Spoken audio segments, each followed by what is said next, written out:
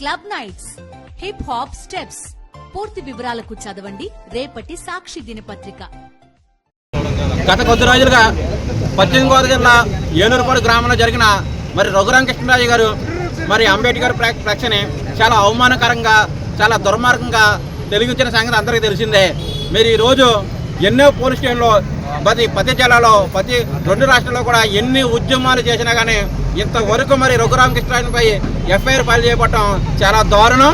ఇది మీరు ప్రజాస్వామ్యంలో మనం బతుకుతున్నామా, లేకపోతే ఇంకెక్కడ బతుకుతున్నామా, లేకపోతే పాకిస్తాన్లో బతుకుతున్నామా అర్థం కావట్లేదు. ప్రభుత్వం అనేది, చట్టం అనేది ప్రతి ఒక్కరికి ఒకలాగా ఉండాలి. అది ఎమ్మెల్యే అయినా, ఎంపీ అయినా, మినిస్టర్ అయినా, ఎవరైనా సరే ఒక రకంగా ఉండాలని చెప్పి అంటున్నాం.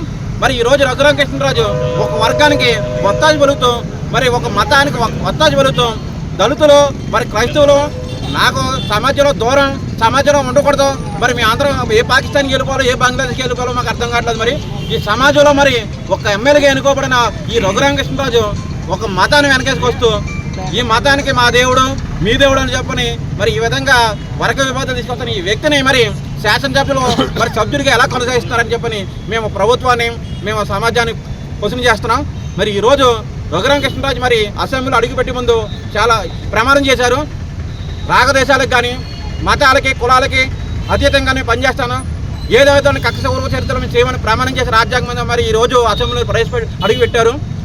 మరి ఈరోజు అడుగుపెట్టిన రఘురామకృష్ణరాజు మరి ఒక వర్గానికి ఒత్తాసపడితే ఈ విధంగా చేయటం మరి ఇంతవరకు కూడా మరి ప్రభుత్వం కానీ, స్పీకర్ గారు కానీ ఈయన పార్టీ నుంచి, ఎమ్మెల్యే పదవి నుంచి మరి సస్పెండ్ చేయడం కానీ మరి ఈ విధంగా ఎటువంటి చర్యలు తీసుకోవాలంటే దీన్ని బట్టి ఆలోచిస్తుంటే అసలు దళితులు అన్న వాళ్ళు మేము ఆంధ్రప్రదేశ్లో మరి మేము ఉన్నామా, మాకు అసలు హక్కులు ఉన్నాయా, మాకు స్వేచ్ఛ స్వాతంత్రాలు ఉన్నాయా, అసలు మాకు స్వాతంత్రం ఉందా అని చెప్పని మాకు అనుమానాలు కలుగుతాయి. మరి రాష్ట్ర ముఖ్యమంత్రి గారు చంద్రబాబు నాయుడు గారు ఉన్నారు, మరి అలాగే గౌరవ ఉప ముఖ్యమంత్రి పవన్ కళ్యాణ్ గారు ఉన్నారు.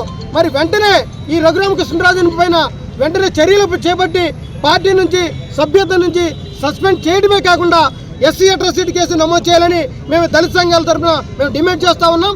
అలాగే కాకినాడలో జనసేన సంబంధించినటువంటి ఎమ్మెల్యే అయినటువంటి పంతం నానాజీ ఒక గౌరవ పదవిలో ఉన్నటువంటి డాక్టర్, దళిత డాక్టర్ని మరి బూతులతో తిట్టి అవమానపరిచినటువంటి పంతం నానాజీని కూడా వెంటనే సస్పెండ్ చేసి వారిపైన కూడా ఎస్సీ అట్రాసిటీ కేసు నమోదు చేసి వారిని అరెస్ట్ చేయాలని మేము డిమాండ్ చేస్తున్నాం.